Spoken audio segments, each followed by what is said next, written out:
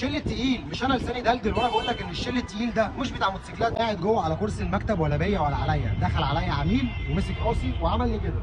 ابتسمت له ابتسامه بسيطه وكنت مستغرب، بس هو قطع ان انا كنت مستغرب وقام شارح لي موقفه. قال لي اصل انا يا سويسي شفت لك من حوالي 3 شهور او 4 شهور فيديو وانت بتتكلم ان الشيل التقيل مش بتاع موتوسيكلات، وانا كنت عامل لك كومنت كان بيقول ان انا يا سويسي بستخدم الشيل التقيل بقالي 3 سنين في الموتوسيكل بتاعي والموتور زي الفل وما حصليش اي حاجه. ساعتها رديت عليا وقلت لي في 2 بيدخنوا، واحد مات وهو عنده 100 سنه وواحد مات وهو عنده 30 سنه، وما كنتش فاهم جملتك بس فهمتها بعد ما الموتور بتاعي بستم وحليت قلب الموتور. كنت بحل انا والميكانيكي على اساس ان هي بستم بسلندر، طلعت بستم بسلندر بحدافه بالترس الثالث والترس الرابع، والموتور من جوه كان قلبه كأن قلب الموتور ما غيرش زيت من 60 سنه، كله اكسده زيت. والميكانيكي قال لي الكلمه بتاعتك دي اكسده زيت. واول ما نضفنا كل الاكسده دي لقينا جوه في الفراغات بتاعه الموتور شقوق صغيره. والمصيبه الاكبر يا سويسي ان انا لقيت ما بين التروس اكسده زيت، ولما نضفناها انا والميكانيكي لقينا فراغات صغيره، والميكانيكي قال لي دي هتعمل معاك مزيكه حسب الله.